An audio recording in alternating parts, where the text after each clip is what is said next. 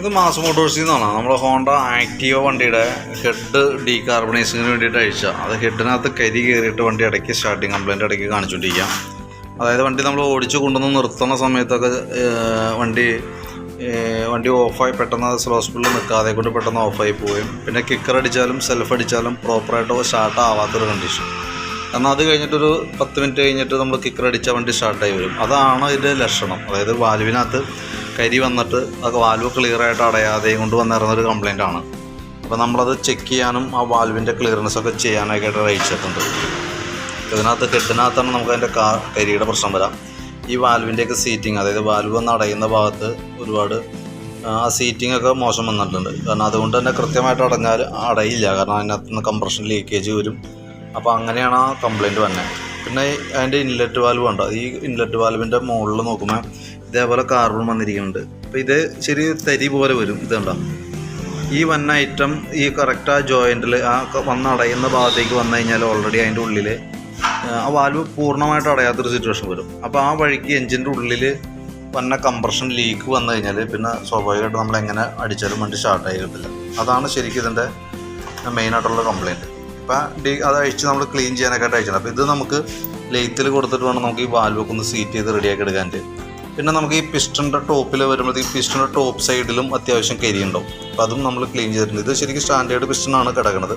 അപ്പോൾ നമുക്ക് അതിൻ്റെ ഈ പിസ്റ്റണിൻ്റെ ഈ റിങ് മാത്രം, റിങ്സ് എന്ന് പറയുന്ന യൂണിറ്റ് ഈ കിടക്കുന്നതാണ് പിസ്റ്റൺ റിങ്സ് എന്ന് പറയുന്ന ഐറ്റംസ്. അതിനകത്ത് ഒരു 5 എണ്ണം വരും. 4 റെയിലും ഒരു ഓയിൽ റിങ്ങാണ് വരാം. അപ്പോൾ നമുക്കത് മാറ്റിയിട്ട് സ്റ്റാൻഡേർഡ് തന്നെ നമുക്കത് മേടിക്കാനായിട്ട് കിട്ടും, കമ്പനി ഒറിജിനൽ പാർട്സ് തന്നെ. അപ്പോൾ അത് മാറ്റി റീസെറ്റ് ചെയ്യുമ്പോഴത്തേക്കും എൻജിൻ കംപ്രഷനൊക്കെ നമുക്ക് സാധാരണ രീതിയിലേക്ക് വരും. ക്ലിയറായിട്ട് നമുക്കത് ഉപയോഗിക്കാനും കിട്ടും. പിന്നെ സിലിണ്ടറിൻ്റെ ബോറിനകത്തൊന്നും വലിയ സ്ക്രാച്ചൊക്കെ, ചെറിയൊരു സ്ക്രാച്ചൊക്കെ ഉണ്ട്. പക്ഷെ എന്തിരുന്നിട്ട് കാര്യമായിട്ട് നമുക്കൊരു കേടുപാടൊന്നും സംഭവിച്ചിട്ടില്ല.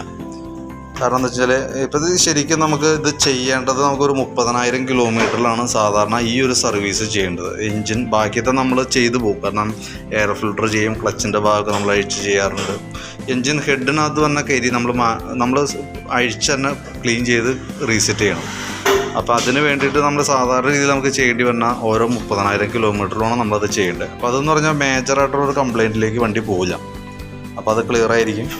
അപ്പോൾ നമുക്ക് ആ രീതിയിൽ റീസെറ്റ് ചെയ്യാം. പിന്നെ ഇപ്പോൾ ഇതിൻ്റെ ജസ്റ്റ് നോക്കുമ്പോൾ നമുക്ക് ഈ ക്രാങ്ക് ഷാഫ്റ്റിൻ്റെ ഇവിടെ വന്ന ആ കണക്ടർ റോഡിന് ചെറിയൊരു പ്ലേ ഉണ്ട്. പക്ഷെ അത് തൽക്കാലം നമുക്ക് വേറെ പ്രശ്നമൊന്നും കാണിക്കില്ല. കാരണം എന്ന് വെച്ച് കഴിഞ്ഞാൽ ഒരല്പം പ്ലേ കൂടുതൽ കാണിക്കുന്നുണ്ട്. ഇതുണ്ട്, ഇവിടെ നോക്കുമ്പോൾ ഒരല്പം പ്ലേ കാണിക്കുന്നുണ്ട്. പക്ഷെ അതുകൊണ്ടൊന്നും നിലവിൽ വേറെ പ്രശ്നം ഉണ്ടാവില്ല. നമുക്ക് അങ്ങനെ തന്നെ റീസെറ്റ് ചെയ്യാം. പിന്നെ നമുക്ക് ഈ സൈഡ് അഴിക്കുന്ന സമയത്ത് ക്ലച്ചിൻ്റെ ഇവിടുത്തെ ഈ ക്രാങ്ക് ഷാഫ്റ്റിൻ്റെ ഒരു സൈഡിലത്തെ ഓയിൽ സീൽ ലീക്ക് ആയിട്ടുണ്ട്. അപ്പോൾ അത് നമുക്ക് ഇവിടെ നമുക്കത് മാറ്റിയിടാം. ക്ലച്ച് ഷാഫ്റ്റിൻ്റെ അത്ര അങ്ങോട്ട് പ്രോബ്ലം ഇല്ല. പിന്നെ ബെൽറ്റിൻ്റെ കണ്ടീഷനും നമ്മൾ കൂട്ടത്തിൽ കൂടെ നമ്മൾ നോക്കുന്നുണ്ട്. ബെൽറ്റ് ചെറിയൊരു ക്രാക്കൊക്കെ ഉണ്ട്, പൊട്ടലൊക്കെ ഉണ്ട്. പക്ഷെ എന്നാൽ പോലും നമുക്കത് അത്യാവശ്യം ഉപയോഗിക്കാനുണ്ട്. പിന്നെ നമുക്ക് ഈ എൻജിൻ ഹാങ്ങറിൻ്റെ ബുഷ് മാറ്റേണ്ടതായിട്ടുണ്ട്. കാരണം അത് ഉള്ളിൽ നിന്ന് നമുക്ക് അഴിക്കണ സമയത്ത് തന്നെ അത് ഫുള്ള് ചാടിപ്പോണത്. അത് ആ റബ്ബറും ആ ബുഷും തമ്മിലുള്ള അത് വിട്ടുപോയേക്കാണ്. അപ്പോൾ നമ്മൾ മാറ്റുമ്പോൾ രണ്ടും കൂടി മാറ്റിയിട്ട് നമുക്ക് റീസെറ്റ് ചെയ്തിടാം. പിന്നെ ക്ലച്ചിനകത്തുള്ളതെന്ന് പറഞ്ഞാൽ ക്ലച്ചിൽ ഈ പീസിലായിടുന്നൊരു ഐറ്റം തേമാനം വന്ന് അത്യാവശ്യം ഇതായിട്ടുണ്ട്, ചെറിയൊരു ഓട്ടോ പോലെയൊക്കെ ആയിട്ടുണ്ട്. അപ്പോൾ അത് മാറ്റിയത് വലിയ കോസ്റ്റ് ഒന്നുമല്ല, ഏകദേശം ഒരു 100 രൂപ 125 രൂപ അങ്ങനത്താണുള്ളൂ. അപ്പോൾ അതും കൂടി കൂട്ടത്തിൽ ക്ലിയർ ചെയ്തിടാം. അപ്പോൾ ഹെഡ് ഓവറോളിംഗ് എന്ന് പറയുമ്പോൾ നമ്മൾ ചെയ്യുന്ന വർക്കുകൾ ഇത്രയാണ്. അപ്പോൾ ഹെഡിനകത്ത് വാൽവ് നമ്മൾ ലെയ്ത്തിൽ കൊടുത്തത് സീറ്റ് ചെയ്ത് ക്ലിയർ ചെയ്തിടണം. സിലിണ്ടർ പിസ്റ്റണിൻ്റെ റിങ്സ് കാര്യങ്ങൾ മാറ്റണം.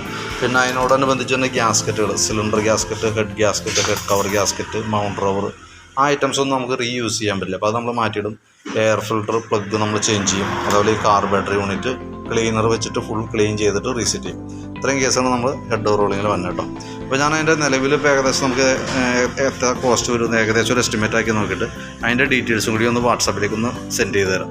അപ്പോൾ അത് ജസ്റ്റ് ഒന്ന് വീഡിയോ ഒന്ന് കാണാം. കാരണം എന്ന് വെച്ച് കഴിഞ്ഞാൽ ഏകദേശം ഇത്രയും പ്രോസസ്സിംഗ് ആണ് നമുക്ക് ചെയ്യുന്ന വർക്കുകൾക്ക് അത്ര, അതുകൊണ്ടാണ് നമുക്ക് താമസം വരുന്നത് കേട്ടോ. അപ്പോൾ അത് നോക്കിയിട്ട് അത് ക്ലിയർ ചെയ്യാം. ഞാൻ അതിൻ്റെ ഡെലിവറി ടൈമും കാര്യങ്ങളും വാട്സാപ്പിൽ ഇട്ടേക്കാം. അതേപോലെ തന്നെ എസ്റ്റിമേറ്റ് എമൗണ്ടും ഡീറ്റെയിൽസും വാട്സാപ്പിലേക്ക് ഇട്ടേക്കാം. ഓക്കെ.